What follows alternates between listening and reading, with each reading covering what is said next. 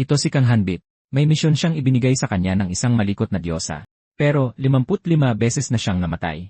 Buti na lang at lagi siyang muling nabubuhay. Sa lahat ng naging buhay niya, ilang beses pa nga siyang nagsilbi sa militar. Pero paano kaya kung ang tulad niyang lalaki ay pumasok sa isang online game at mag-livestream?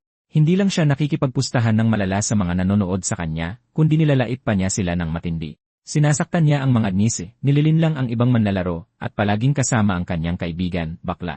Nagagawa niyang samantalahin ang laro at makakuha ng napakalakas na epic skill, kaya pinag-uusapan ito ng lahat sa forum, at napabihag pa niya ang isang napakagandang nisi. Pero, syempre, nang hugutin ng nanay niya ang internet cable at napilitan siyang mag-log out sa laro, pinukso siya ng mga nanonood gaya ng inaasahan. Nawawalan ka ng aura dahil sa nanay mo. Pagbalik niya, nababaliw na ang chat dahil gusto nilang malaman ang tungkol sa epic skill. Sumabog ang dami ng kanyang manonood. Pero ngayon ay ikukwento ko mula sa simula dahil, syempre, may konteksto rin sa likod ng larong ito. Bakit ka bakla?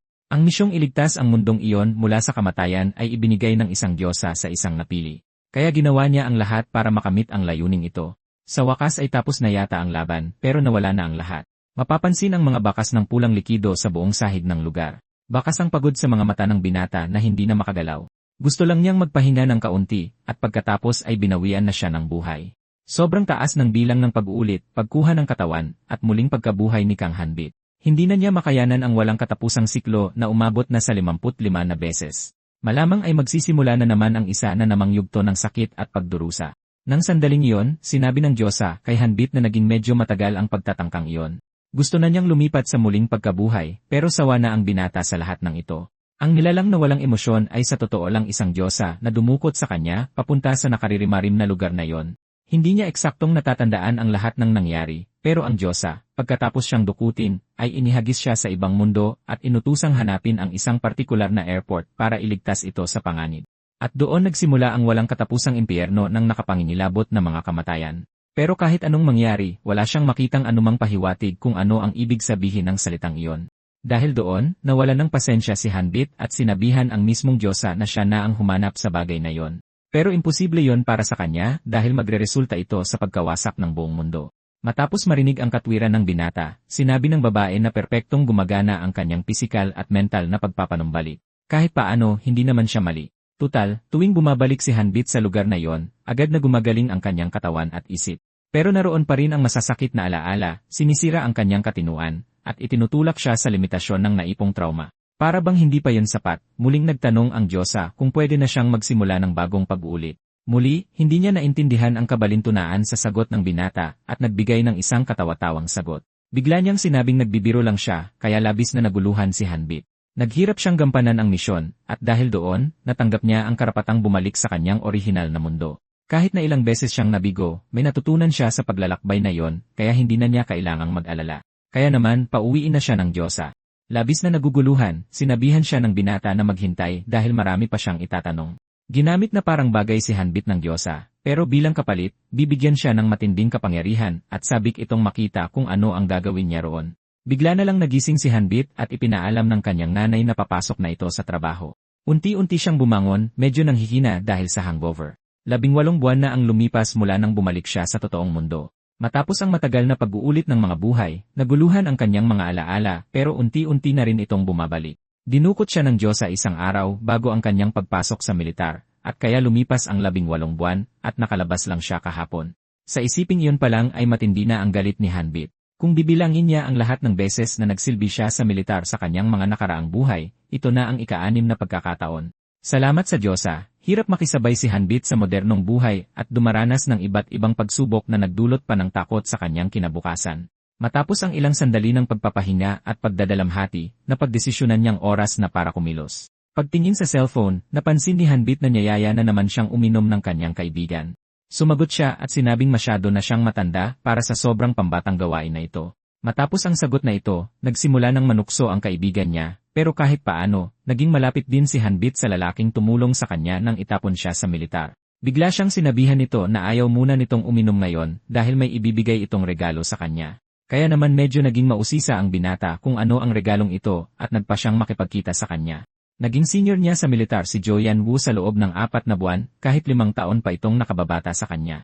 Habang nasa mesa ng ice cream parlor, nag-uusap ang dalawa tungkol sa pisikal na kondisyon matapos ang mga nakakapagod na gawain, pero ang pinaka-interesante para kay Hanbit ng sandaling iyon ay ang regalo, at wala pa ring nakikita. Kaya tumayo si Hyung mula sa mesa para umalis, akalang kasinungalingan lang ang lahat. Pinigilan siya ng kanyang kaibigan at binanggit ang game record project hawak ang isang level 2 card. Gamit ang regalong ito, makukuha niya ang EA equipment at makakapaglaro sa bahay gamit ang matinding synchronization. Nagkakahalaga ito ng nasa 5 milyon won. Pero para kay Hyung, ito ay libre. Pagkatapos ay tila tinanggihan ng binata ang regalo dahil kailangan niyang magtrabaho ng mabuti dahil sa sitwasyon niya ngayon. Pagkakapera ang prioridad ni Hyung at hindi niya pwedeng sayangin ang kanyang oras sa paglalaro. Hindi makakain ang paglalaro at paglilibang at may ibang prioridad hanggang sa pagkakataong iyon. Habang hinihila ang buhok niya ni Hyung, sinabi ni Jo na depende sa kung paano siya maglalaro, maaari pa siyang yumaman. Pwedeng kumita ng daan-daang milyon ang binata sa pamamagitan lamang ng paglilibang, ayon sa kanya. Matapos itong marinig, itinigil ni Kyung ang kalokohan niya para makinig ng mabuti at humingi ng tawad sa kanyang kaibigan. Ayon kay Joe, kilalang team ang developer ng C, at isiniwalat ang testamento ng founder na si Michael Welton na naging sanhi ng malaking gulo. Ibibigay daw niya ang lahat ng karapatan sa unang manlalaro na makakatapos sa laro, kaya tumindi ang kompetisyon at biglang tumaas ang halaga ng virtual currency. At ang mga strategy guide na talagang nakakatulong para matapos ang laro ay ibinebenta sa kahit anong presyo na gusto ng nagbebenta. Kahit ang malalaking kumpanya ay gumagastos ng malaki para makabuo ng dedicated teams, pero hindi ibig sabihin ay nawalan na ng pag-asa ang mga solo player. Matapos ang matinding pagpilit, pumayag si Kyung na subukan ang alok na ito kasama ang kanyang kaibigan na naging labis na masaya. Walang pag-aalinlangang napagpasyahan niya na ito na ang tamang oras para isagawa ang plano.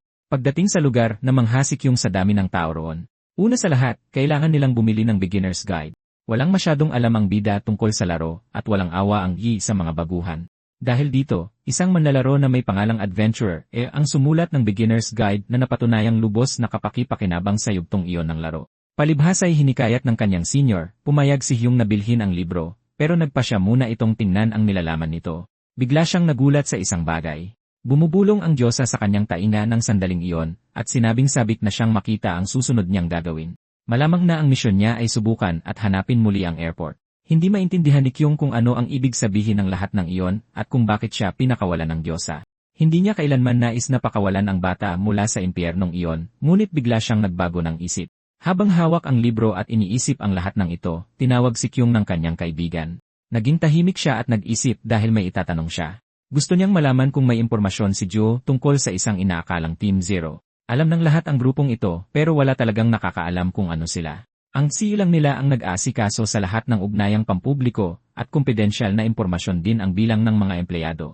Nakakapagduda ito para kay Kyung kaya iniugnay rin niya ang mga katotohanan ito sa Diyosa. Ayon sa kanya, hindi lang isang simpleng laro ang mundong ipinadala sa kanya ng Diyosa. Ang kasuklam-suklam na pakiramdam ng pagkitil ng buhay sa unang pagkakataon ay totoo at naramdaman ng personal. Natatakot si Kyung na bumalik sa isang lugar na pwedeng maging katulad din ng impyerno dahil ang kawalan ng pag-asa ng paulit-ulit na pagbabalik sa buhay na iyon ay nakatatak pa rin sa kanyang isipan. Pero ano pa man, ito lang ang natatanging paraan para matapos ang paghihirap na ito. Pagkatapos ay tinanong ni Hyung sa kaibigan kung gaano katagal bago makuha ang mga aksesory gamit ang anting-anting na iyon. Sumagot si Joe na idinidliver iyon sa araw ding iyon at kailangan niya ang cellphone ng bida para mag-download ng ilang API. Ngayon ay halos sa pilitan na kay Hyung nabilhin ang libro dahil nagusot na niya ito ng tuluyan. Nagpaalam na si Joe sa bata at nangakong hihintayin siyang magsimula. Habang iniisip ang mga accessories, sinabi na lang ni Hyung na susubukan niyang maging kasing bilis ng makakaya niya. Pagdating sa bahay, napansin ng bida na dumating na rin sa wakas ang kahon. Sa loob ng maliit na package na yon ay isang napakamahal na video game console. Sa sobrang pananabik, sinimulang kalikutin ni Hyung ang lahat ng equipment sa loob. May kaunti pa siyang oras bago dumating ang kanyang ina, kaya napagpasyahan niyang subukan ito. Matapos isuot ang lahat ng technological equipment, humiga si Hyung sa kama para simulan ang proseso. Bigla na lang may mga lumitaw na window at napagtanto ng binata na napaka-realistic ng lahat. Nang makitang hindi lumabas ang settings window, nagpasya si Hyung na i-restart ang simulator sa pag-aakalang isa lang itong bug. Pagka-click sa system button, ilang nakakakilabot na failure message ang lumitaw at inilunsad ang laro. Biglang natagpuan ni Hyung ang kanyang sarili sa isang ganap na kakaibang lugar. Matagal na panahon na simula nang huli siyang tumuntong sa port city ng Edlin. Nang mapansin ang isang bintana roon, lumapit ang bida para tingnan ang kanyang refleksyon. Sa kanya napagtanto na kamukhang kamukha niya kung paano siya noong huling regression niya. Pagkapahid ng kanyang kamay sa kanyang mukha, nabahiran ng pula ang kanyang mga kamay na parabang isa itong nakatagong mensahe mula sa Diyosa, at malamang na sinasabi nitong magsimula siyang muli. Biglang may lumitaw na panel na may mga mensahe mula sa isang manlalaro. Kaya naman, napagtanto ni Kyung na username iyon ng kanyang kaibigan. Sa wakas, lumitaw na rin ang loper na ito, at nakilala ng bida ang kanyang partner. Tinanong pagkatapos si Kyung kung bakit hindi niya ini-customize ang kanyang avatar, at sinabing aksidente lang iyon. Isa pang hindi tama ay ang username ng bida. Pagkabukas ng kanyang character information, napagtanto niyang pinangalanan siyang Black Dragon. Tumawa ng malakas si Loper sa nakakatawa at nakakahiyang palayaw na ito. Hindi pinili ni Hyung ang pangalang iyon, pero hindi na niya ito pwedeng baguhin kahit kailan dahil direktang nakakonekta ito sa kanyang biometric information at kailangan niyang tanggapin yon. Hindi na niya matiis ang pagtawa ng sutil na yon sa sitwasyon, kaya agad siyang nagpasya na i-check ang mga notification na yon. May proposal para kay Loper na i-broadcast ang kanyang gameplay ng live gamit ang integrated recorder ng laro. Ang lalaking blonde ang magiging host at kailangan lang maglaro ni Hyung para makuha ang hanggang 60% ng kikitain kung mag-viral ang mga stream. Dahil walang ibang opsyon, napilitan ang bida na tanggapin ang proposal na ito. Gusto lang ni Loper na magtiwala ang kanyang kaibigan sa proseso. Kaya naman, sinimulan ng blonde ang broadcast sa pamamagitan ng pagpapakilala sa kanilang dalawa sa live stream. Sa mga comment, labis na pinagtawanan ng mga tao ang pangalang Black Dragon at lubusang minaliit ang user. Ginagawa nila yon para inisin si Hyung, pero gusto ng kanyang kaibigan na mag-focus na lang muna siya sa paggawa ng pera sa mga oras na yon. Kaya hindi na pinansin ng bida ang mga basher at nagpasya siyang umusad sa laro.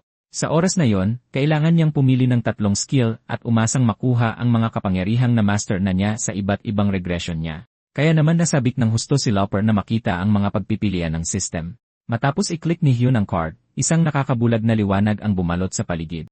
Pagkatapos nyon, tinitigan nila itong dalawa ng ilang segundo nang walang naintindihan kahit ano. Habang hindi tumitigil sa pag-comment ang mga mausisa sa chat ng stream, nakangangang tinitigan ng dalawa ang impormasyong iyon, lalo na si Loper, at hindi rin makapaniwala ang mga manonood sa swerte ng bida. Sabay akusa sa kanyang nandadaya siya.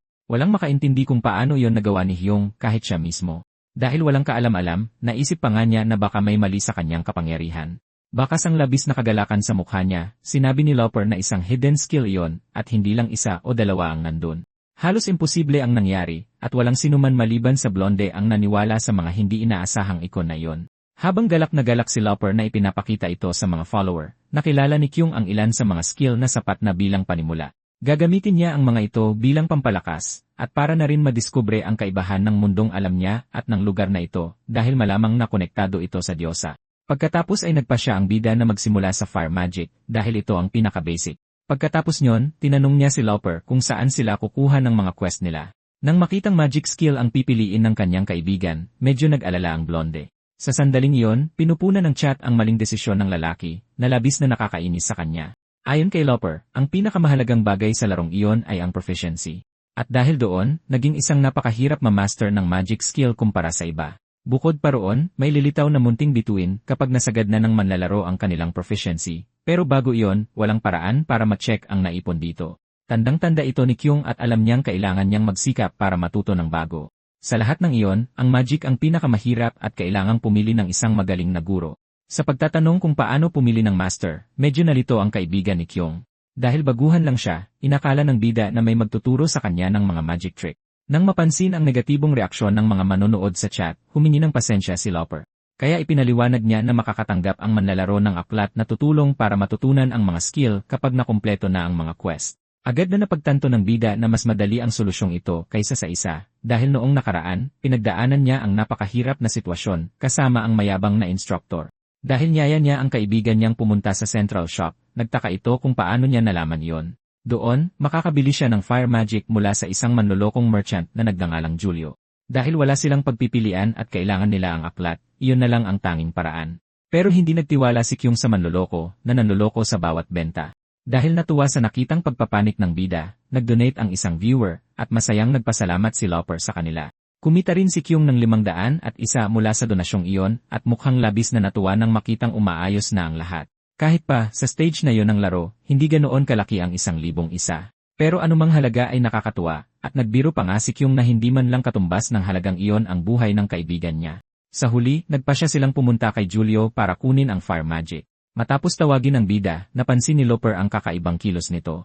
Saka inamin ni Hai na gusto niyang maghanap ng magic master. Doon sa panel, may nakita siyang nagngangalang Atzolao at binigyan siya ng payo ni Loper na iniisip na nakikipagharutan lang siya. Ayon sa impormasyon, isa lang siyang quest nisi na nagnanakaw sa mga manlalaro at naglalahong parang bula gamit ang kanyang kagandahan. Gayunpaman, nagpa siya si Hinru na pumunta kay Atzolao para tingnan kung totoo ba yon lahat. Agad na nagbigay ng reaksyon ang chat sa desisyong ito at naging seryoso ang bida. Kaya nagbago ang isip niya at nagpa siyang pumunta kay Julio gamit ang rutang iminungkahi ng lahat. Nang makitang napapayag nila ang binata, nagkagulo sa chat at tinanggap ni Jairus ang bago nilang nakakahiyang hamon. Sa wakas, nagpa siya ang dalawa na magpatuloy pero tinanong ang bida kung bakit niya pinili ang shortcut na yon. Mukhang nagtiwala naman si Loper sa kaibigan niyang sinusundan lang ang daan gamit ang kanyang instinct. Sa wakas, nakarating na sila sa lugar at nakita ang Julio na ito kaya napakuyom ng mga kamao si Hiru. Bumalik ang mga nakakapangilabot na alaala sa sandaling yon. Nang magtanong tungkol sa mga gnisi, nalaman ni Hiru na medyo malaya ang mga bagay-bagay rito. Bigla na lang, mukhang nagalit ng husto ang bida at padabog na pumasok sa tindahan. Umaarteng walang muwang, binati ng shopkeeper ang customer, pero agad siyang idiniin sa sahig nito at tinanong tungkol sa kanyang mga kaduda-dudang transaksyon. Mula sa pintuan ng tindahan, pinanood ni Loper ang lahat ng hindi makapaniwala sa ginawa ng Black Dragon. Mukhang hindi naiintindihan ni Julio ang nangyayari at nagmakaawang pakawalan siya. Pagkatapos ng pananakot na ito, pinakawalan din siya sa wakas ng binata.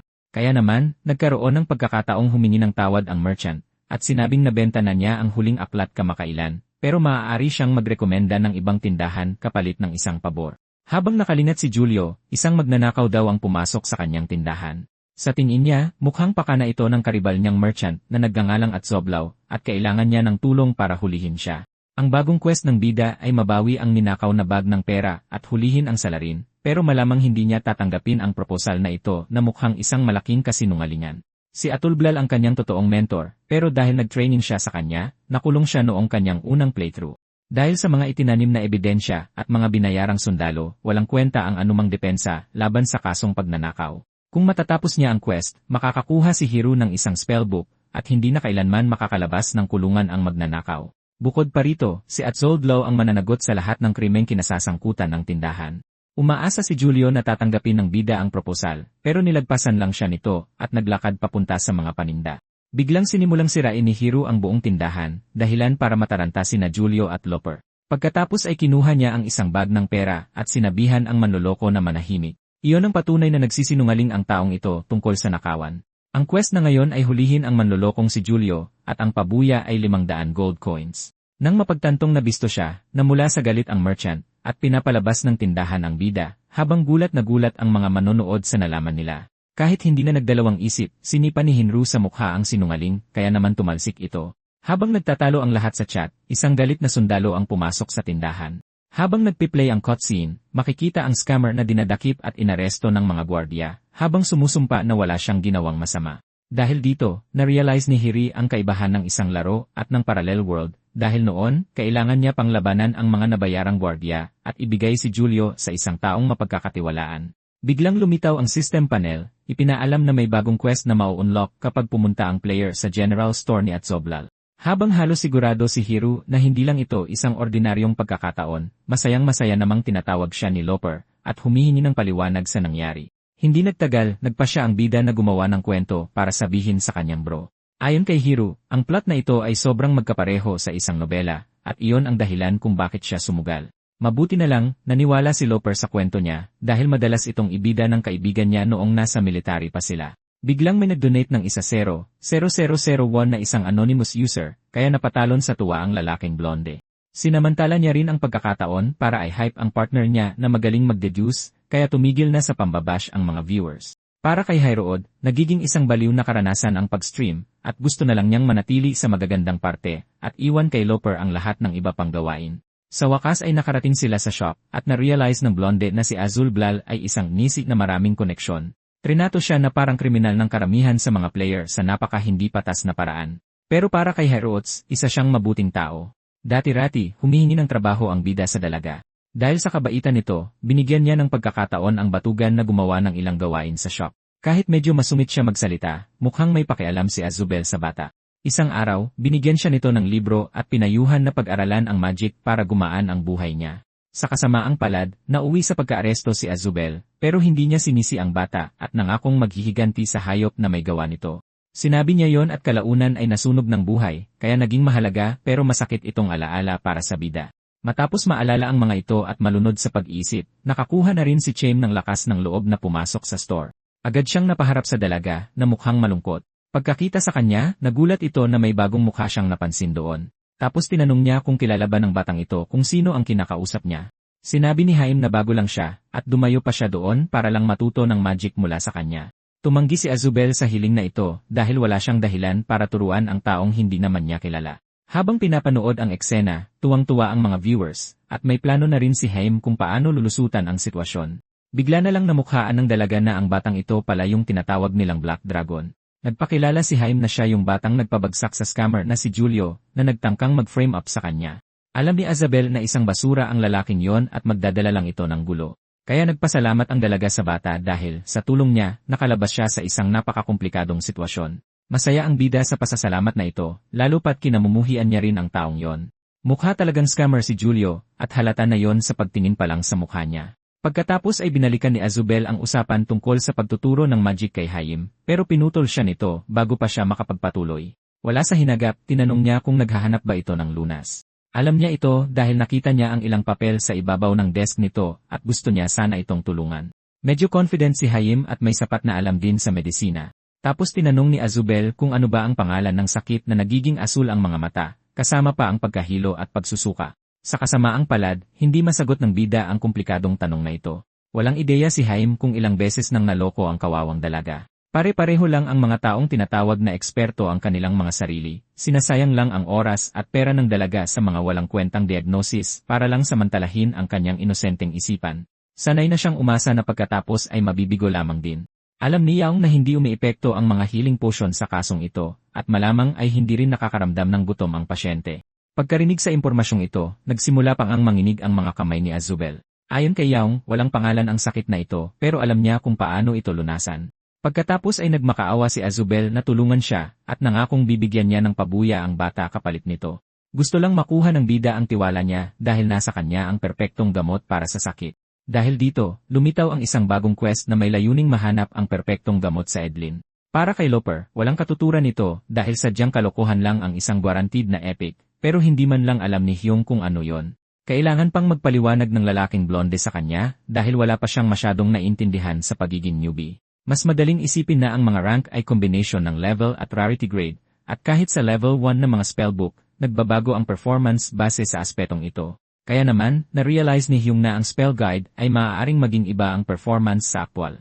Habang iniisip ng bata na hindi ito nag-exist sa kabilang mundo, tinanong naman ni Loper kung paano nila hahanapin ang gamot. Kalaunan, naisip ng bida na kailangan niya itong gamitin sa kanyang sarili para makita kung gaano kaganda ang isang epic grade. Kung kailan na sana niya sasabihin kung saan sila kailangang pumunta, biglang nakaramdam si Kyung ng matinding sakit sa kanyang dibdib. Sobrang nag-alala kaagad si Loper sa sitwasyong ito. Kasalanan lahat ito ng mama ni Kyung, at bigla na lang siyang naglaho mula sa lugar, kaya naiwan mag-isa ang kaibigan niya. Pag-uwi sa bahay, nagkulang siya, sinabihan ang nanay niya na may importante siyang kailangang gawin. Nagpakita ng hindi maipaliwanag na ekspresyon ang matanda sa loob ng ilang sandali, pero maya-maya pa ay sinimulan na niyang paluin ang bata dahil nakalock ang pinto. Pagkatapos ay nagsimulang magpaliwanag si Heung na nakatanggap siya ng military discharge gift mula kay Yon at sinusubukan lang niya ito. Sa wakas, naintindihan na rin ng matanda na laro lang pala ang lahat ng iyon. May alam na siya tungkol doon dahil palagi niyang napapanood sa balita at nakiusap na lang na huwag masyadong maglaro ang anak. Nakahinga ng maluwag si Hyung at sinabing maglalaro lang siya tuwing free time niya dahil magsisimula na ang internship niya kinabukasan. Nagulat ang babae nang malaman na tinuloy pa rin ng anak niya ang ideyang ito at muli, pinagsasampal niya ito ng ilang beses dahil ngayon lang niya nalaman. Sa kasamaang palad, naharang ni Hyung ang isa sa mga sampal ng nanay niya at nang asar pa ito. Pagkatapos nun, nakatanggap naman siya ng mas malakas na sampal diretsyo sa mukha. Walang magulang ang gusto na magkatrabaho agad ang anak nila pagkatapos makaalis sa military, at pwedeng-pwedeng manggigil ng ganito ang matanda dahil dito. Ikatwiran ni Hyung na kailangan niyang makahanap agad ng trabaho dahil pagbalik niya sa eskwelahan, magsisimula na ang kanyang graduation semester. Dahil sa Seongdo pa ang kumpanya, kailangang gumising ng napakaaga ng binata para bumiyahe, at ayaw ng kanyang ina na pumasok siya ng walang almusal. Sa pagsasabing kumain na siya ng parfait na pangmeryenda, mas lalo pa niyang ginalit ang kanyang ina at tumakbo sa kanyang kwarto para iligtas ang sarili sa mas maraming sampal. Sa wakas, umupo siya sa kama niya para bumalik sa paglalaro. Kinabukasan, kailangan na niyang magsimula sa trabaho, kaya dapat siyang matulog ng maaga. Ngayon nakaramdam na ng lungkot si Kyung para kay Kyung. Nang mga oras na yon, si Jae Kim, na isang empleyado ng EA department, ay nagbabasa ng ilang mga comment tungkol sa hidden quest at halos hindi siya makapaniwala dito. Palagi siyang nagugulat doon pero nakaagaw ng pansin niya ang random na si Looper. Kalaunan, nadiskubre niya nakakampi pala ng Black Dragon ang lalaking ito at inasar pa siya na sinasabing naaamoy niya ang Cheetos galing sa nakakaawang pangalang iyon. Gayunpaman, nagpa siyang pumunta at tingnan mismo ang mga nangyayari. Sa loob ng laro, medyo kinakabahan si Looper at pinakiusapan ang mga viewers niya na kumalma. Pilit niyang ipinapaliwanag ang gank na inabot ng kaibigan niya mula sa nanay nito. Bigla na lang napansin ng blonde ang hindi pangkaraniwang pag-spike sa view charts. Hindi niya naintindihan ang nangyayari habang naghahanap pa rin ng entertainment ang mga manonood. Saka napansin ni Looper na nag-viral kamakailan ang isang post tungkol sa kanila sa Ri. Makalipas ang ilang sandali, nagpadala ng mensahe si Hyung para sabihing hindi na siya babalik sa laro pero mag-iwan na lang siya ng magandang tip. Agad naman itong ipinaalam ni Looper sa chat at tuwang-tuwa na ang mga manonood. Ayon sa Black Dragon, ma-unlock ang trigger para sa quest ni Azubel sa pamamagitan ng bomb slimes, at kung makukuha ito ng kaibigan niya, mas marami pa siyang ibabahaging espesyal na impormasyon. Kinabukasan, dumating si Kyung sa building ng kumpanyang papasukan niya. Panay ang pagpapalakas niya ng loob sa kanyang sarili.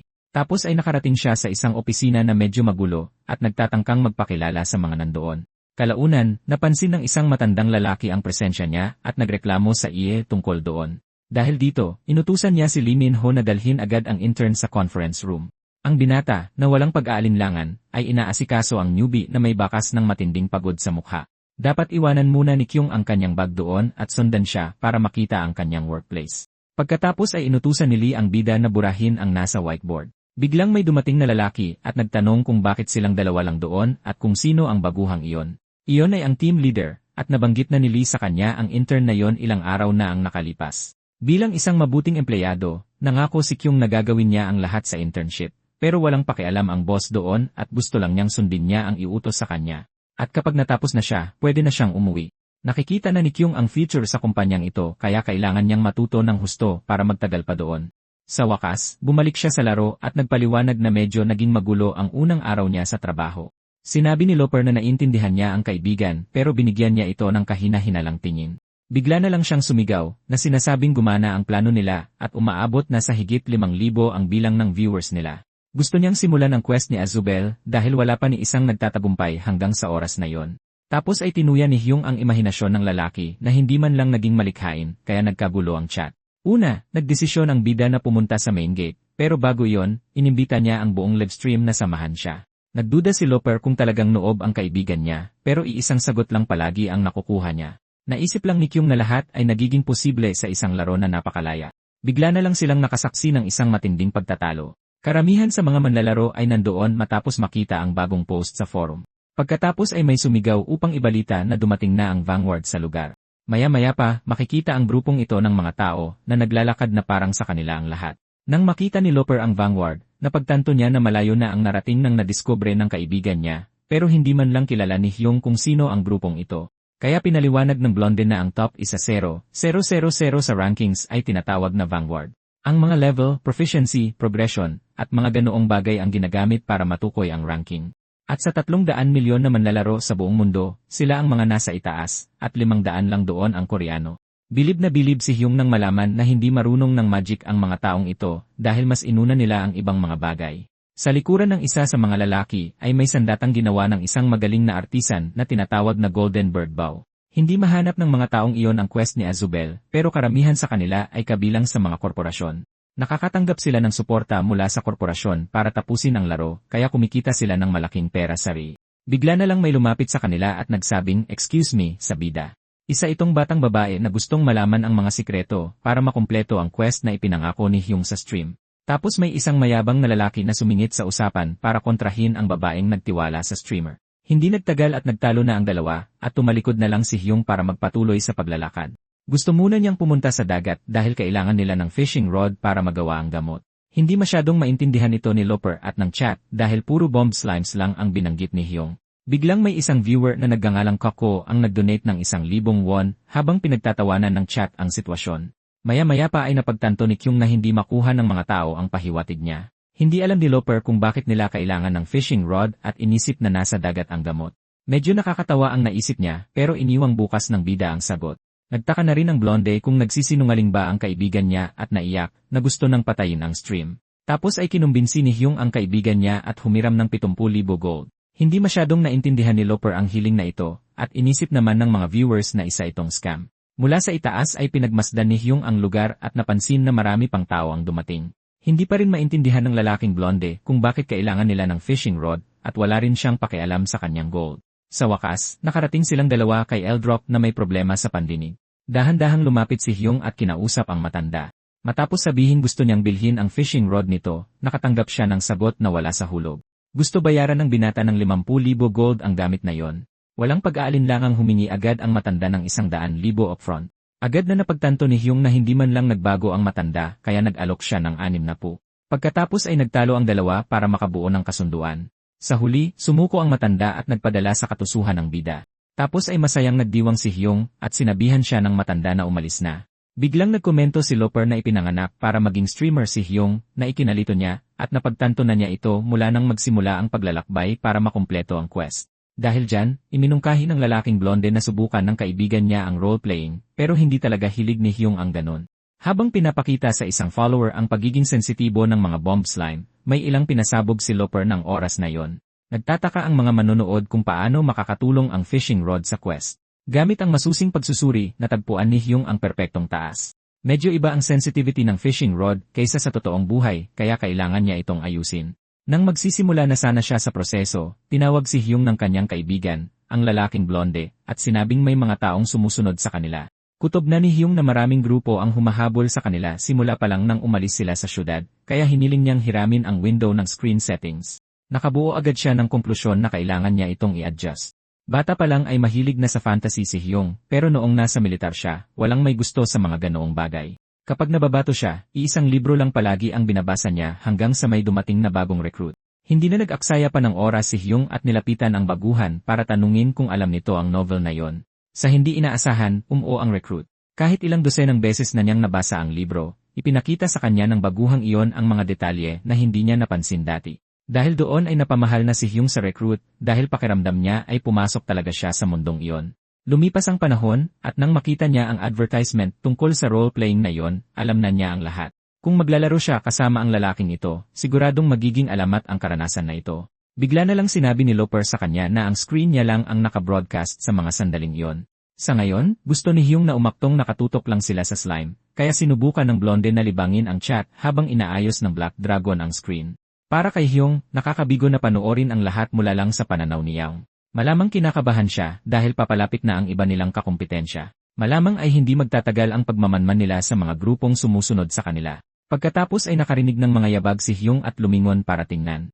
Maya-maya pa ay napansin niya ang pagdating ng mga nagmamadali na nauna ng kumilos. Walang pag-aalinlangang nagsimula siyang maghanda, hinawakan ang fishing rod at agad na sumugod sa mga walang hiyang lalaki, at ginamit iyon bilang sandata. Binili ni Hyung ang bagay na yon mula sa matanda dahil espesyal ang kawil nito. Napakapino ng dulo niyon kaya hindi magre-react dito ang mga bomb slime. At kapag pinindot ng gumagamit ang isang buton, may lalabas na mga tinik mula sa dulo ng kawil na nagbibigay ng kakayahang kontrolin ang pagsabog ng mga nahuling slime. Gamit ang benepisyong ito, nagawa ni Hyung na maghagis ng bomba sa paanan ng mga kalaban. Kaya napautos ang pinuno na umatras na ang buong team.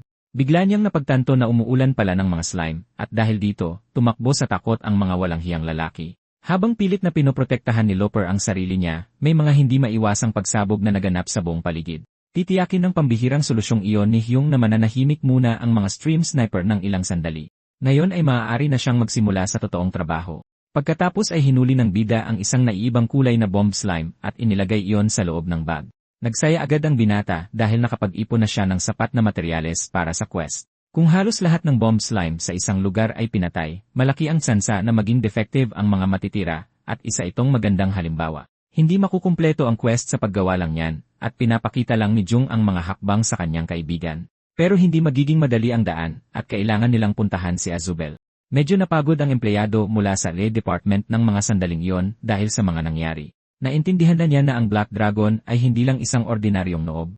Malamang ay may mayamang kumpanya na sumusuporta sa baguhang ito dahil napakagaling niyang manlalaro. Hindi maintindihan ni Kim kung bakit sumasama ang henyong batang ito sa isang random na tao, marahil isa itong distraction para ilihis ang atensyon mula sa natuklasan ng Vanguard. Kahit ano paman, kailangan muna tapusin ng empleyado ang quest ni Azubel. Ang pagtapos lang sa gawain ito ay sasapat na para makumpleto ang kanyang kwota para sa buwan na ito. Gayunpaman, hindi naabot ni Kim ang layuning ito. Nang mga sandaling iyon, natakot ang babaeng blonde sa nakakadiring gamot na dala ni Hyung. Wala siyang ideya kung gaano kapangit ang hitsura ng pinaghalu-halong iyon. Pagkatapos ay sinabi ni Azubel sa kanya na bibigyan niya siya ng pabuya na pera at pinapaalis na siya. Matapos iyon, sinabi ni Hyung na desperada na siya at lalo itong ikinagalit ng babae. Nakasagi ang binata sa isang masiselang paksa nang hindi man lang niya nalalaman. Bigla na lang isinubo ni Hyung ang kutsara sa bibig ng babae kaya napilitan itong lunukin ang gamot. Tapos ay nagkaroon ng awkward na paligid habang nalalasahan niya ang pinaghalu-halong gamot. Makikita na sa ekspresyon ni Loper ang opinyon niya tungkol sa pangit na ugali ng kaibigan niya. Pinilit ni Kyung si Azubel na lunukin ang nakakadiring bagay, at hindi ito natunaw ng maayos sa sikmura niya. Kaya nagsimula siyang magsuka dahil sa mabilis na epekto nito. Bigla siyang sumugod sa bida na sobrang galit na galit. Ayon sa kanya, ang butong lumabas ang naging sanhi ng sakit. Tila hindi makapaniwala si Azubel na naisuka na niya ang pinagmulan ng problema. May sakit din siya, at napansin agad iyon ni Hyung noong makita niya siya. Malamang matagal ng palihim na nagdurusa si Azubel dahil natatakot siyang pag-alalahanin ang ina niya. Bukod pa rito, may posibilidad na gamitin ng mga taong tulad ni Julio ang sakit laban sa kanya.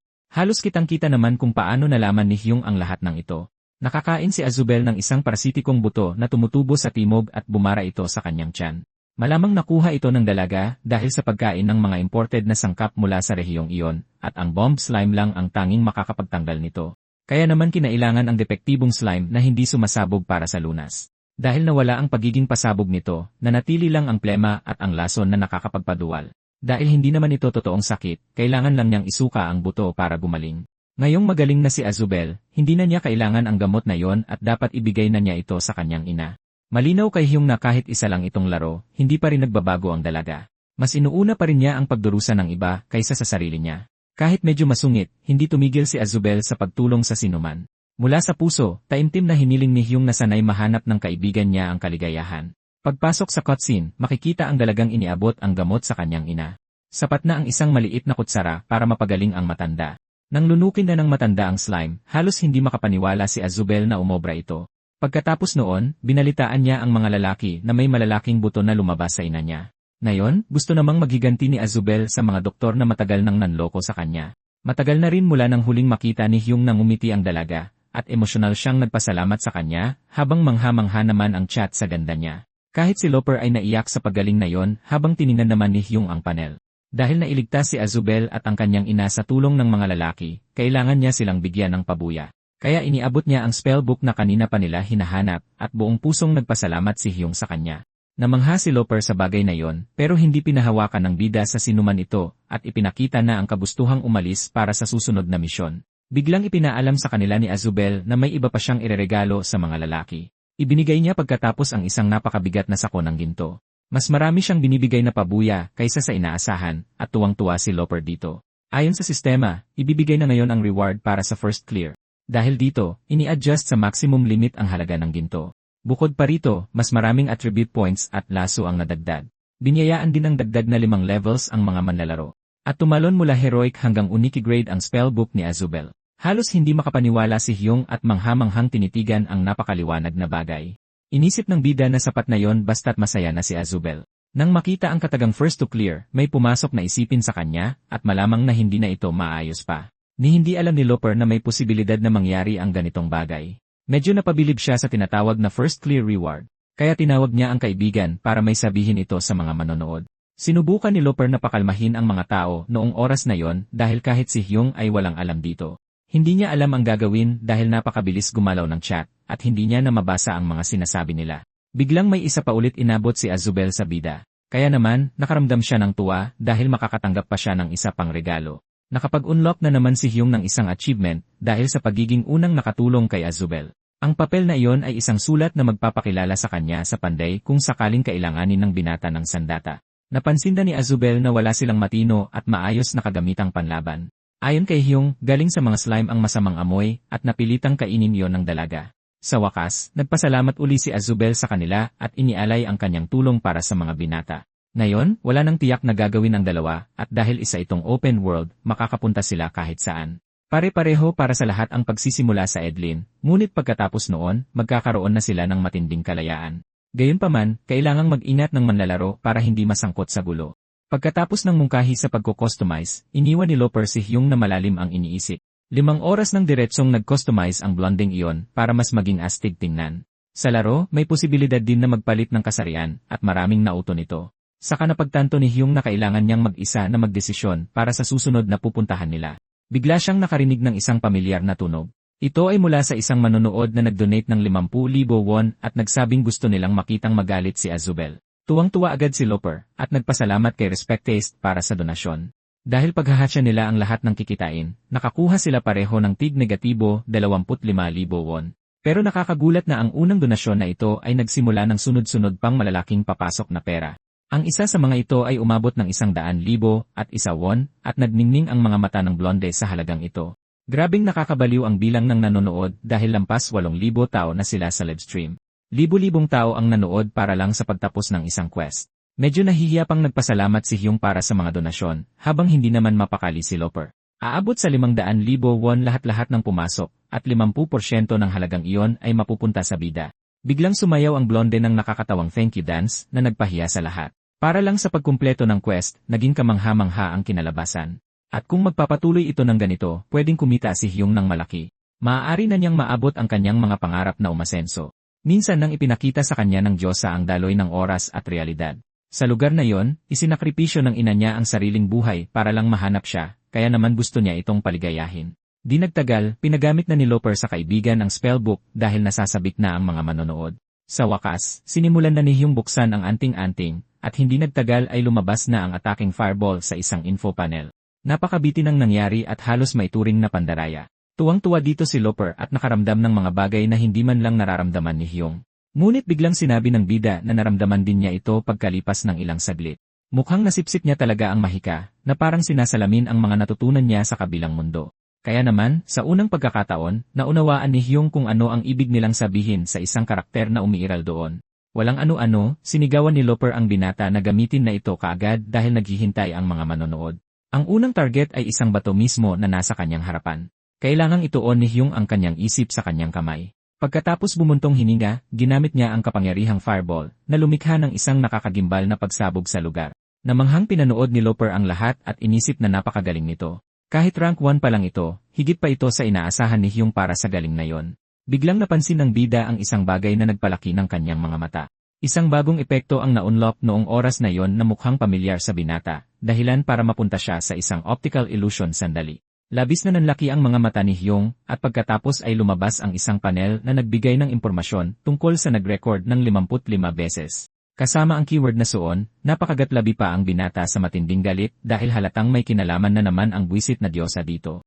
Walang duda si Hyung na pinapanood ng babaeng iyon ang lahat ng nangyayari. Maya-maya, nagpakita ng pag-aalala ang kaibigan niya sa sitwasyon. Kahit na ganun, hindi rin mauunawaan ni Loper kahit ipaliwanag pa ito ng bida. Kaya maikling nagdahilan si Hyung at inalok ang kaibigan niya na subukan din ang skill. Tuwang-tuwa ang blonde sa ideyang ito pero naging mausisa lang ang bida. Walang alinlangang nag-focus si Loper at ginamit ang naglalagablab na fireball. Pero sa kasamaang palad, hindi ganun kaganda ang kinalabasan. Kaya naman nadismaya ang blonde at napahiya sa nangyari. Para sa kanya, mahirap paramihin ang magic proficiency, hindi tulad ng kaibigan niya na kaagad narating ang mga unique rank. Laking gulat at galit ni Loper sa pang-inis na yon, habang nagyabang naman si Hyung tungkol sa kapangyarihan niya. Inisip lang ng mga tao ang unique rank, pero siguradong napakalaki din ng pagkakaiba pagdating sa galing. Dahil dyan, sinabi ni Hyung na mali talaga ang pagkakaunawa ni Loper sa mahika. Hindi mo pwedeng magamit ang mahika sa isang click lang, at baka kasalanan iyon ng grimoire ni Julio. Pero ang problema ay nakaugat sa mas malalim na dahilan. Kailangang kalkulahin ang mga orasyon at pagkontrol sa mana, at hindi lang sa antas nakukuha ang lahat. Talagang kapaki-pakinabang ang mahika, pero wala sa plano ni Hong na gawin itong pangunahing lakas niya. Pagkatapos ng lahat ng paliwanag, tinanong ni Loper kung kahapon lang ba ginawa ng kaibigan niya ang karakter nito. Samantala, pinagtatawanan ng chat ang desisyon ng bida. Sa sobrang dami ng mensahe, nagalit si Hong at nakipagtalo sa mga manonood. Sinubukan ni Loper na takpan ang bibig ng kanyang kaibigan para pakalmahin ito. Biglang nakatanggap ang dalawa ng malaking donasyon, kaya agad nawala ang tensyon. Dahil sa financial therapy na yon, mabilis na kumalma ang dalawa. Parang mahika na naglaho ang galit ni Hong dahil sa pagmamahal niya sa pera. Tapos ay tinanong niya ang chat kung gusto ba nilang malaman ang susunod nilang pupuntahan dahil may naisip na siyang lugar. Matagal-tagal na rin mula nang huling tumapak si Hong sa lugar na yon at hindi niya susundin ang main quest dahil kailangan niya muna ng mga kasanayan. Pagkatapos ay pumasok ang magkaibigan sa tindahan. Laging kinikilabutan si Loper sa lugar na yon. Hindi nagtagal, napansin ng hunter na si Lichner ang presensya ng mga bagong customer. Walang inaksayang oras, sinabi agad ni Hong na pumunta siya para matutong gumamit ng pana. Pagkarinig nito, padabog na ibinaba ng lalaki ang kanyang palakol at tinanong kung may sapat na tapang na ba ang bata. Matapang na sumagot ng ang bida sa kanya. Para makapasa sa pagsubok ni Lichner, kailangang maabot ni Hong ang minimum na marka para makakuha ng pabuya. Walang pag-aalinlangang nagtanong ang binata sa guro at kinumpirma naman nito ang mga panuntunan. Dahil nag-aalala sa pagsubok, nagmungkahi si Loper na maglagay muna siya ng points sa agility. Kahit pa, kampante si Hong at hindi nagtagal ay itinira niya ang una niyang palaso. Dahil mababa ang kanyang agility, hindi maganda ang naging resulta, pero nakakuha pa rin siya ng mapapakinabangan mula rito. Hinayaan na muna ni Liper ang kaibigan at tumigil sa pagbibigay ng opinyon para tutukan ang mga susunod na pagsubok. Sa ikalawang pagkakataon, nakakuha si Hong ng magandang marka na labis na ikinagulat ng kanyang kaibigan. Ang husay ng binata sa pagtantya sa bawat pagtira ay hindi kapanipaniwala. Sa pag-asinta sa pinakamataas na marka ng paulit-ulit, mabilis niyang naabot ang kailangang puntos para makapasa. Ito ang sandali kung saan nakamit ni Hong ang isang bagay na imposibleng magawa gamit lang ang level 2 na kagamitan. Sa hindi kalayuan, may isang babaeng inip na inip dahil gusto niya ng karapat-dapat na kalaban. Bigla niyang napansin ang pagdating ng dalawa sa lugar at tinawag silang mga tanga. Patakbo-takbo si Liper habang naglalakad, kaya naiilang ang kanyang kaibigan. Tuwang-tuwa siya at hindi mapigilang ipahayag ang kanyang nararamdaman. Sobrang nakakabilib iyon at napaisip pa si Loper kung nakagamit na ba ng pana si Hong dati. Masyadong ganado ang lalaking blonde dahil sa bilis nilang ito, siguradong yayaman sila agad. Para makasiguro, nakipagpustahan siya sa chat, lalo na't walang nakaisip na may ganoong husay pala ang bida sa pagpana. Gusto pa ni Loper na gawin ang mga ganitong bagay kasama ang kanyang kaibigan, kaya agad niyang tinanong kung saan ang susunod nilang pupuntahan. Gusto siyang isama ni Hong para matuto ng eskrima, pero kailangan muna niyang makuha ang speed dahil napakahalaga nito. Gayunpaman, inakala ni Loper na walang kwenta ang kasanayang ito, at kailangang baguhin ng bida ang isip niya. Ria ang pangalan ng list na yon, at iniiwasan ng mga tao ang kanyang kasanayan dahil sa sobrang hirap ng quest na kailangan para makuha ito. Kahit kampante ang kanyang kaibigan, nagdududa pa rin si Lober kung makakaya niya itong gawin. Pagkatapos, humakbang si Chem palapit ng palapit sa Nise. Sinabi niya rito na gusto niyang matutunan ang pinakamagandang bagay na kaya nitong ituro. Pumayag ang babae pero bigla nitong ninakaw ang supot ng barya ng binata at umatras papalayo sa kanila. Sa kanya sinabi na may bayad na 5,000 para turuan sila. Nagulat si Ria nang makitang hindi nagalit si Hyung at talagang gusto lang nitong matuto. Sa dami ng mga nakaraang buhay niya, marami na ring nanakaw ang babaeng iyon, kaya ang halagang iyon ay napakababa na. Tiniyak ng babae na alam nilang hindi niya gusto ang bida, kaya sinimulan niya ang aralin sa pamamagitan ng isang hamon na hulihin siya. Kailangang mahanap ni Hyung ang tumakas na guro sa loob ng ibinigay na oras para makuha ang gusto niyang pabuya. Halos imposible ang quest na iyon at kakailanganin ng binata ng 5 magkakaibang pagsubok. Sa oras na yon, hindi siya makakagawa ng ibang quest, lalo na ang mag-log out sa laro. Nagdududa si Loper kung mahuhuli ni Hyung si Ria, pero desidido ang binata. Dahil kailangan niya ng tulong, naisipan niyang humingi ng pabor kay Achubel, na may kaugnayan sa kanilang target. Ikinatwiran ng binatang si Liying na alam niya ang impormasyong ito tulad ng lahat ng tao. Sa kabutihang palad, dahil sa palusot na yon, pumayag ang blonde na tulungan siya. Magkapatid sila, at muling nagsinungaling si Chem kay Loper kung paano niya ito nalaman. Nagdududa ang chat sa lahat ng ito pero matalinong nakumbinsi sila ng bida. Ayon sa kanya, ang kakulangan ng atensyon at maling pag-ugali ng mga manonood ang nagpapalabo sa katotohanan. Pagkatapos noon, tumigil na sa pakikipagtalo si Chem at sinamahan ang kaibigan niya sa paghahanap kay Ria.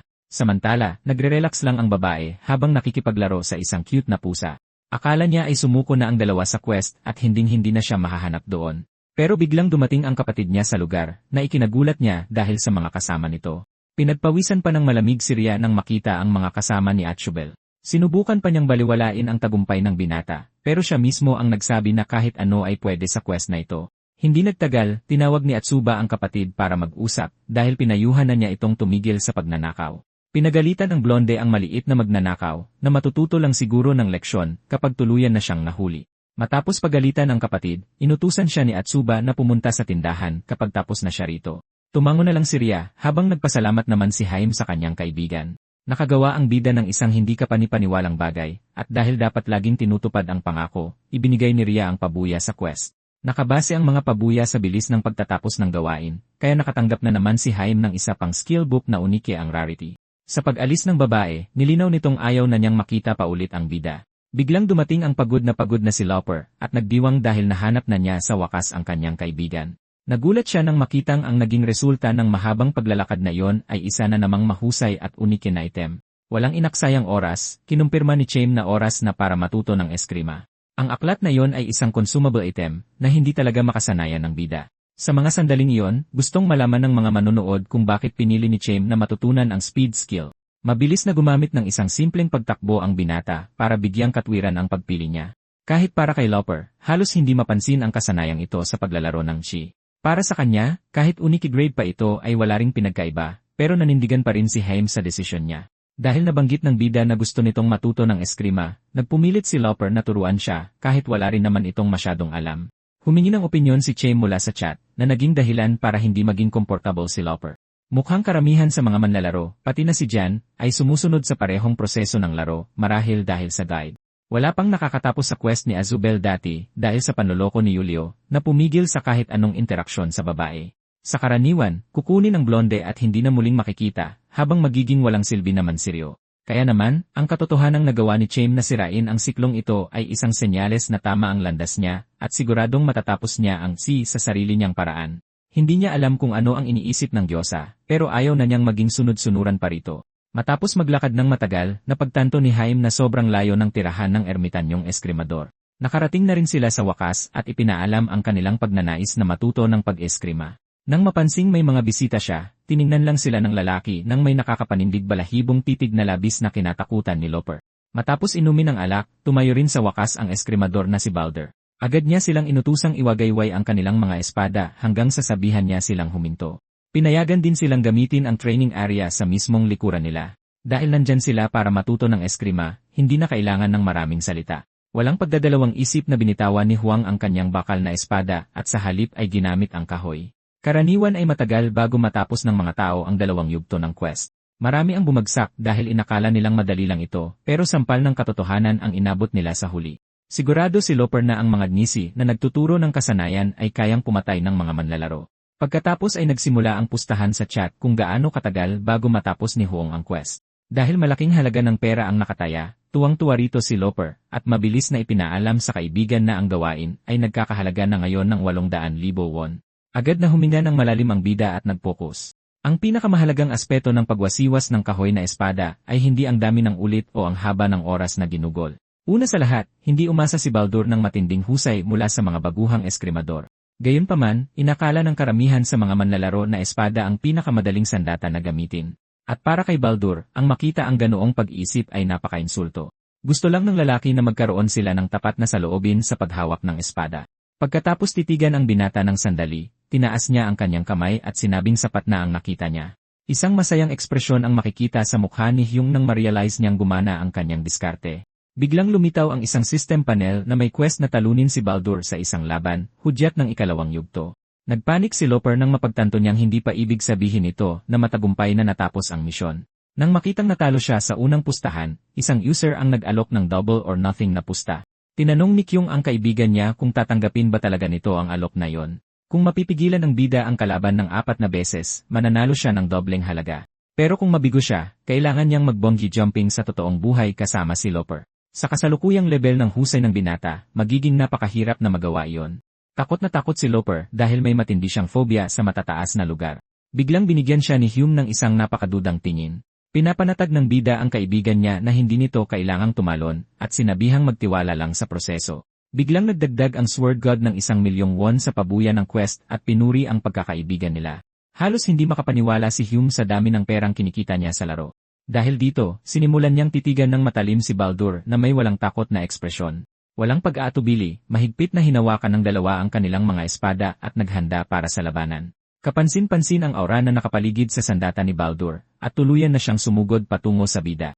Medyo kinabahan si Hyun nang mapagtanto niyang seryoso na talaga ang laban. Itinaas ng binata ang kanyang espada para sanggain ang unang tira ng kalaban. Sa sandaling iyon, hindi makapaniwala si Lauper at ang mga manonood sa mabangis na pag-atake ni Baldur.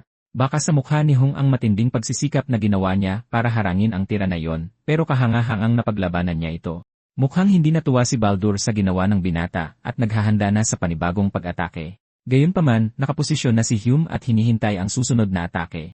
Hindi nagtagal ay sumugod na naman si Baldur sa kanya at muli itong nasangga ng binata. Saka napagtanto ng bida na mabagal ang kanyang paggalaw dahil sa synchronization rate ng kanyang kagamitan. Pero sa kabilang banda, natutunan na niyang gamitin ang bilis bilang isang taktika. Napansin kaagad ni Baldur na maraming iniisip ang binata.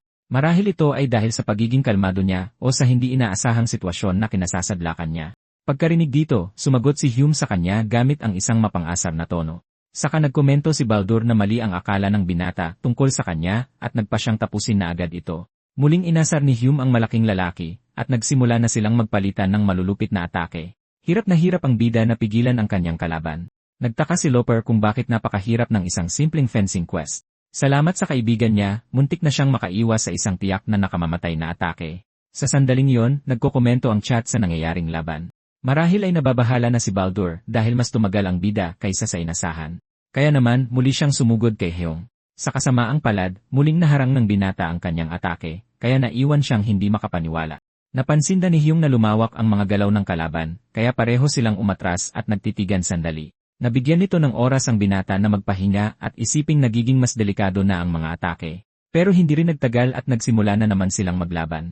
Muling nagbanggaan ang nakakatakot na aura ni Baldur at ang determinasyon ng binata. Isa pang beses, nagawa niyang depensahan ang atake ng malaking lalaki. Pero sa kasamaang palad, unti-unting humina ang espada niya hanggang sa hindi na nito kinaya at nawasak, kaya naiwan siyang walang kalaban-laban. Parang hindi makapaniwala si Baldur sa kanyang nakita, at mula sa sahig, ipinagmalaki ng binata na nagawa niyang harangin ang kanyang mga atake ng 4 na beses na sunod-sunod. Sa sandaling iyon, nagdiwang si Heng dahil matagumpay niyang natapos ang quest.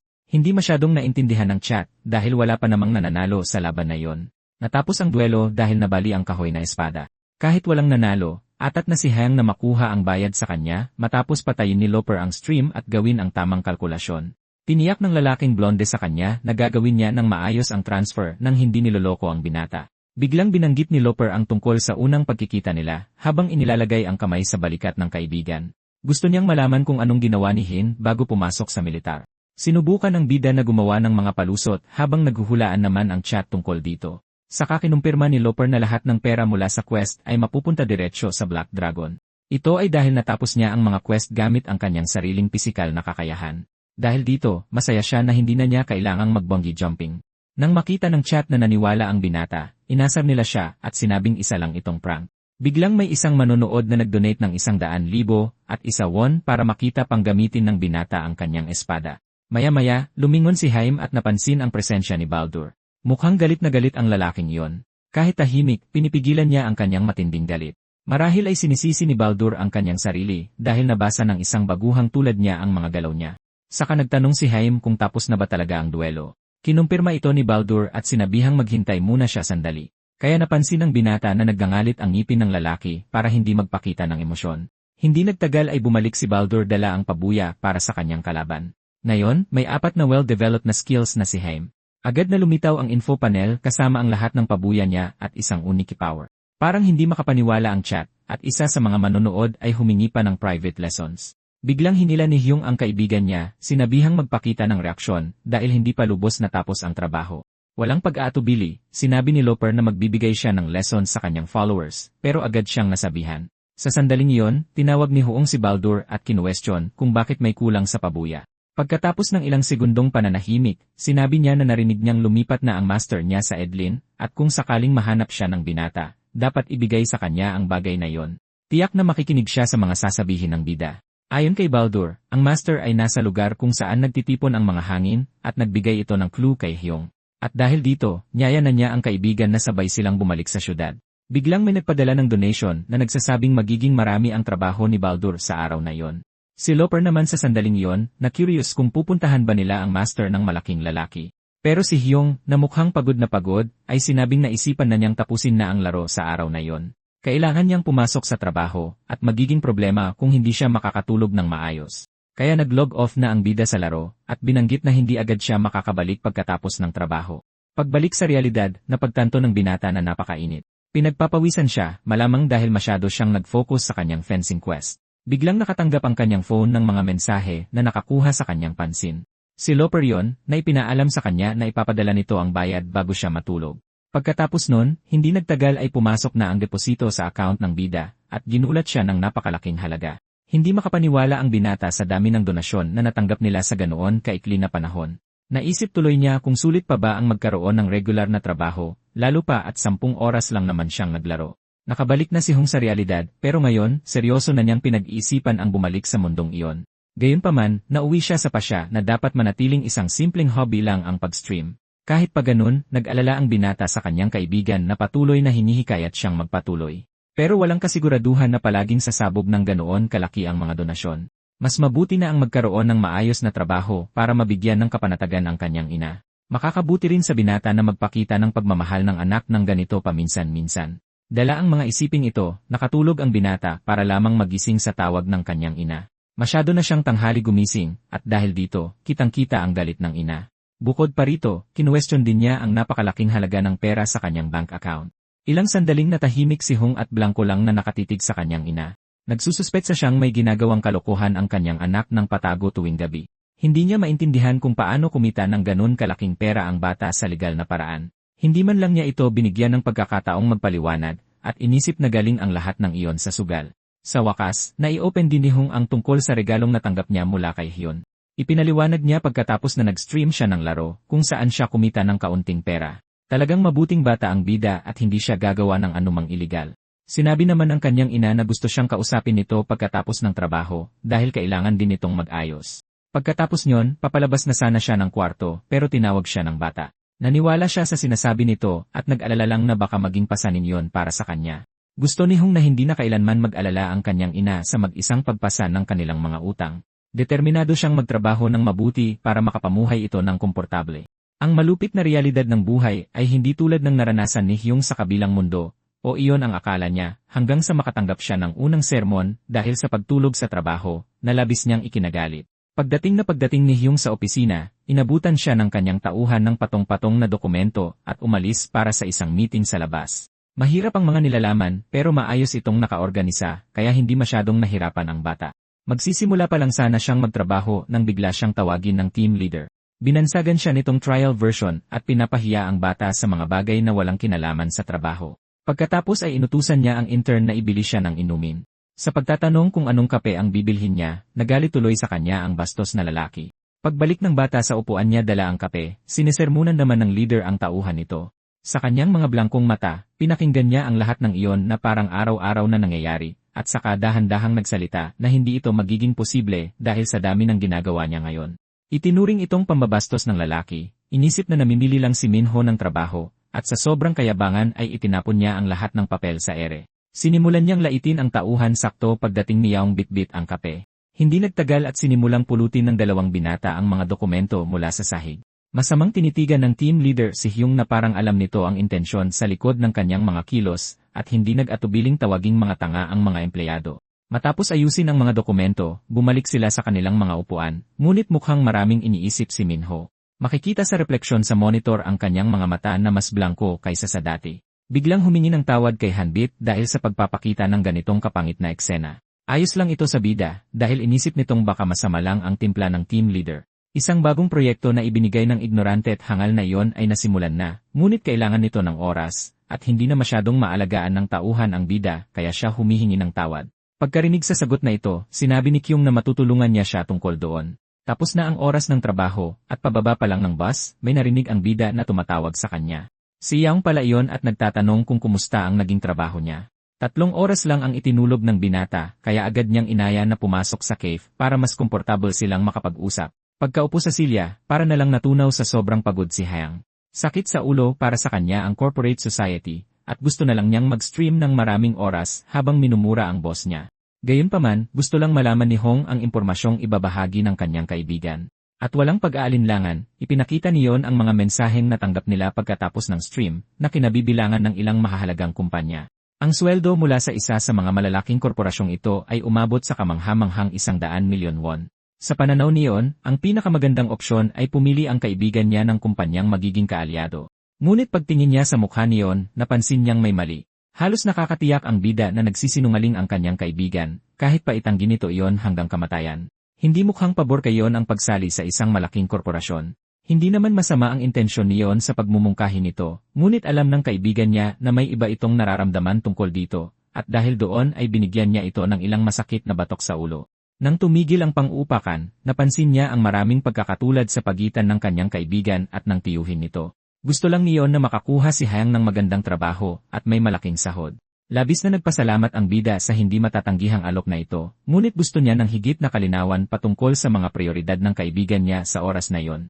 Pagkatapos ay sinabi ni Loper na hindi bagay sa kanya ang astig pakinggan ang paghahanap ng mataas na antas ng kalayaan at abentura, pero mas mahirap pala ang maglarong mag-isa kaysa sa inaakala niya. At sa tingin niya, nagpapakita si Hong ng malaking potensyal sa Lee. Gusto lang niyang panoorin ang mga maluwalhating sandali ng mga kaibigan niya, at ibahagi ang lahat sa mas maraming tao hanggat maaari.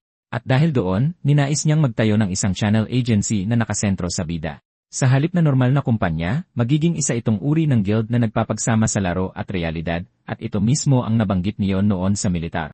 Pero kung paano siya kikita ay hindi pa rin malinaw sa isipan ni Hyang. Kaya naman, ipinaliwanag niyon na mag-upload siya ng mga video at kikita mula sa ads, dahil sikat na sikat si Hyang sa platform at maraming content na nangunguna sa trending. Ang mga taong nanonood sa binata ay magsisimula na ring maglaro ng kaya darami ang mga kaalyado sa paglalakbay na ito. Iyon ang naging mungkahi ni Hyang, ngunit nagdududa si Hyang patungkol sa sinasabing kumpanyang ito. Kaya naman, luminaw na siya ang magiging vice C ng institusyon at mag-stream ng kusa habang nakakakuha lang ng tulong mula kay Yon paminsan-minsan. Matapos ang mga paglilinaw na ito, sa wakas ay nagkasundo na rin sila. Ang dahilan kung bakit pumayag si Cheong ay dahil sa kanyang kaibigan, pero ito rin ang kanyang magiging huling pagkakataon para maabot ang airport. Kung maklear niya ang laro at mahanap ang bagay na ito, malamang ay malalaman niya ang dahilan kung bakit siya namatay ng napakaraming beses. Bigla na lang nag-vibrate ng paulit-ulit ang cellphone niyon. Ilang mensahe na naman ang pumasok, at normal na ito sa buhay ng isang sikat na tao. Ngunit mayroon doong nagdulot ng pag-aalala sa bata, na kailangang gumawa ng isang agarang tawag. Desperado na siya dahil hindi sumasagot ang tinatawagan niya, at nagdulot ito ng pag-aalala kay Kyung. Ang lahat ng ito ay may kinalaman sa Golden Ball Vanguard na nakita nila sa Edlin. Bahagi sila ng advance party ng isang kumpanyang Aleman na tinatawag na Rastenhay. Ang impormasyon ay bumababa ang pabuya sa Azubel Quest depende sa dami ng manlalarong nakatapos nito, kaya nagkaroon ng monopolyo. At sa komunidad, may mga usap-usapan na si Hyung ang nagplano ng lahat ng ito. Isang lalaki ang nagpoprotesta laban kina Rashtan, Black Dragon, at Loper. Sa mismong sandaling iyon, iginiit niyang imposibleng magtiwala sa kahit kanino sa mundong iyon. Pinagsabihan siya ng kaibigan niya na sinabing magpasalamat na lang siya para sa magandang pabuya na nakuha niya. Medyo halata naman, pero hindi niya naintindihan kung bakit mas maganda ang premyo para sa kung sinong naunang tumapos sa quest. Kaya pala sinabihan siya ng kaibigan niya na kumilos ng mabilis. Pero ngayon, hindi na makita ang mga slime. Gayunpaman, kailangang magpaliwanag ng Black Dragon ng araw na iyon para ayusin ang sitwasyon. Samantala, inisip niya kung gaano kalaki ang Rush 10. Nasasalamin sa mga manlalaro ang kadakilaan ng kumpanya, lalo na dahil sa pagkakaroon ng rank o archer, ngunit walang imposible para ayusin. At matapos itong pag-isipang mabuti, sinabihan ni Hong Sion na ipagpapaliban muna nila ng kaunti ang simula ng stream. Kasabay nito, ipinagpatuloy niya ang pag-inom ng kanyang inumin pagsapit ng gabi. Pagbukas ng isang libro, napangiti siya ng bahagya nang mahanap niya ang hinahanap na impormasyon. Pagkatapos ay nagpasya siyang pumasok sa mundo para tingnan ang ilang mga bagay. Agad na naalala ng bida ang lokasyon ng isang kuweba. Gaya ng inaasahan, napakaraming bomb slimes sa paligid, at may dahilan kung bakit sila nagkumpol-kumpol ng ganoon. Dahil alam ito, hindi na nagtagal at nahanap agad ni Hyung ang level 7 bomb slime king. Ang nilalang na iyon ay may katangiang mangakit ng mga ordinaryong individual, hinihigop ang mga ito, at lumalaki. Pero tiyak na may iba pang dahilan kung bakit nakaakit ng ganoon karami ang bagay na iyon. Pagkamasid ng mabuti sa kisam ng kuweba, may napansin ang bida na isang kumikinang na bagay doon sa itaas. Mukha itong pain para sa halimaw, at nakasulat doon ang pangalang Roshten. Ang single-use item na iyon ay makukuha sa isang dungsyon sa Hilaga. Ikinabit ng Roshten ang pain sa kuweba kung saan ipinanganak ang Bomb Slime King, at ang katangian ng halimaw na sinamahan ng epekto ng anting-anting ang nagdulot ng lahat ng gulong ito. At dahil doon, nagkaroon ng katuturan kung bakit walang natira sa kabubatan. Walang pag-aalinlangang sinimulang gamitin ni Huong ang kanyang fireball. Agad na sinakop ng kanyang kapangyarihan ang buong lugar. Ilang sandali pa, tinamaan ang dambuhalang slime at nilamon ito ng apoy. Matapos iyon, nag-abiso ang sistema na nakatanggap ng serye ng mga benepisyo ang manlalaro. Sa sandaling iyon, gusto lang malaman ni Huen kung ilang nilalang ang naakit sa lugar na iyon. Naging mainit na usapan ang video na in-upload sa komunidad. Sa totoo lang, nai-record ito ng bida sa loob ng kuweba, at in-upload ito ni Huen nang hindi nagpapakilala. Hindi kasama sa video ang bahagi kung saan nilipol niya ang mga bomb slime, at, natural, ibinato ng mga komento ang kanilang mga pang-insulto sa Roshten. Si Zentrombor ay isang ngisi na nahanap ng binata sa guidebook. Ang lalaking ito ang naghukay ng kuweba kung saan matatagpuan ang Bomb Slime King at labis na nadurog ang puso ng manakaw ang kanyang lugar. Ang espekulasyon tungkol sa pagkawala ng mga nilalang at ang pagkakaroon ni Zentrombor ay nagpadali ng lahat para sa ating bida. Ang pinaka-nakakapagtaka ay bagaman nasa guidebook ang pangalan ng lalaki, walang anumang impormasyon tungkol sa kuweba. Ipinapakita lamang ng aklat na iyon ang hangganan ng kaalaman ng isang adventurer. Iba't ibang impormasyon ang naitala, ngunit malabo ang katumpakan ng mga ito at may mga paglihis sa katotohanan. Tila ba may isang piraso ng palaisipan na sinadyang alisin mula sa guidebook. At dahil doon, pinagdudahan ni Hyung ang tunay na pagkakakilanlan ng adventurer.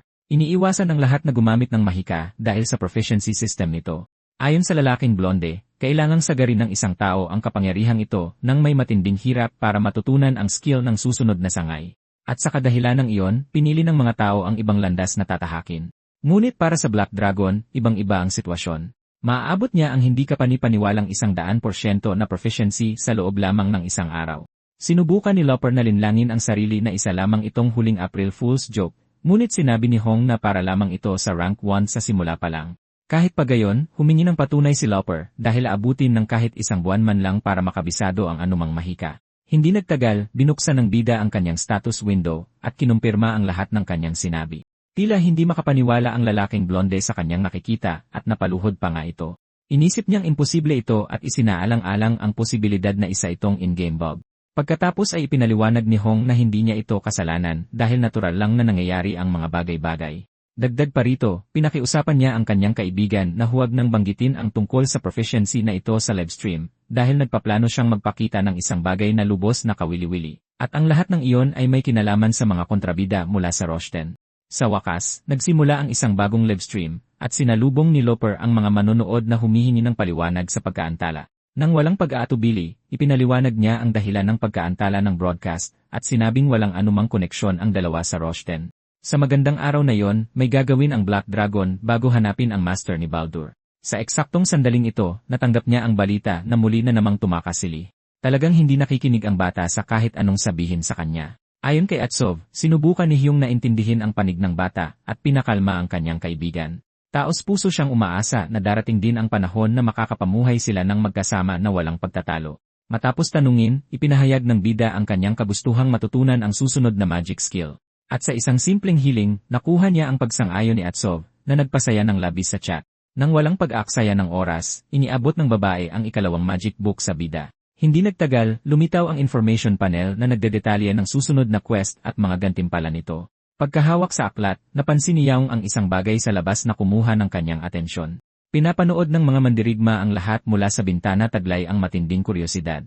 Kaya naman, sa wakas ay sinimulan ng buksan ng bida ang aklat. Biglang umapaw ang isang napakalakas na aura mula sa anting-anting, at lumabas ang panel na naglilista ng iba't ibang benepisyo na natatanggap ni Yaong sa sandaling iyon.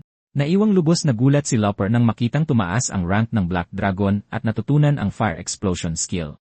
Ayon kay Atsibel, kung sakaling maipit man si Yaong, dapat niyang subukang pumunta sa Magic Research Laboratory sa lungsod ng Ifrit. At pagkatapos magpasalamat sa babae, sa wakas ay lumabas na siya sa establishmentong iyon. Pagbukas ng pinto, nakaharap ng dalawa ang isang kumpol ng mga tao. Naroon din ang Roschen na nagbigay ng kaunting takot kay Lopper. Sa kalagitnaan ng lahat ng mga taong iyon, isang lalaki ang matalim na nakatitig sa bida. Gayunpaman, nagpatuloy ang dalawa sa paglakad patungo sa kanyang direksyon. Pagkatapos ay inasar siya ni Haim na sinasabing ayusin ng lalaki ang kanyang nakakatakot na ekspresyon. Inaasahan niyang magiging maayos ang lahat, ngunit na-curious siya kung paano magiging takbo ng kwento. Sa puntong iyon, nakapasok na ang pulutong sa establishmento at kinukulit na si Atsuba para sa isang magic book. Kaagad na nagkomento si Lopper na talagang walang hiya ang mga lalaking iyon. Sumang-ayon si Haim dahil hindi mahirap mapansin ang kanilang kasakiman. Hindi pa rin maintindihan ni Lopper kung ano ang gustong ipakita ng kanyang kaibigan, kaya mas lalo siyang nalilito sa bawat salitang lumalabas sa bibig nito. Sa loob ng tindahan, inorganisa ng werdong lalaki ang pulutong na sabay-sabay buksan ang kanilang mga aklat. At nagsimula ang countdown habang pinapanood ng dalawa ang lahat mula sa labas. At sa wakas, sa pagbilang ng 3, sabay-sabay na binuksan ng lahat ang mga item. Masaya si Chen dito, dahil sa wakas ay oras na para magsimula ang palabas. Tapos bigla na lang nagliyab ang lahat ng aklat ng walang malinaw na dahilan. Kahit ang chat ay hindi malaman ang nangyari sa kakaibang kaganapang iyon. Desperadong sinubukan ng mga tao na apulahin ang apoy gamit ang wind magic pero nauwi lang ito sa wala. Samantala, galit na galit si Atsuba nang makitang nagliliyab ang buong tindahan, at hindi nagtagal ay pinalayas niya ang lahat ng mga tangang iyon palabas ng kanyang tindahan. Masusunog sila hanggang maging abo at iyon mismo ang tinutukoy ni Haim. Biglang inihayag ng isang lalaki na nagbago ang gantimpala sa quest. Nilinaw ng system na nabawasan ang mga gantimpala, kahit na walang sinuman ang natuto ng bagong skill. Matapos tanungin ang kanyang kaibigan, natuklasan ng werdong lalaki na walang nagtagumpay. Pagkatapos mag-isip ng sandali, napagpasyahan ng Rancor shooter na lapitan ang dalawa. Kahit pa gayon, tila hindi nasindak si Haim sa kanyang presensya, at maya-maya ay sinabi ng shooter na gusto niya itong kausapin sandali.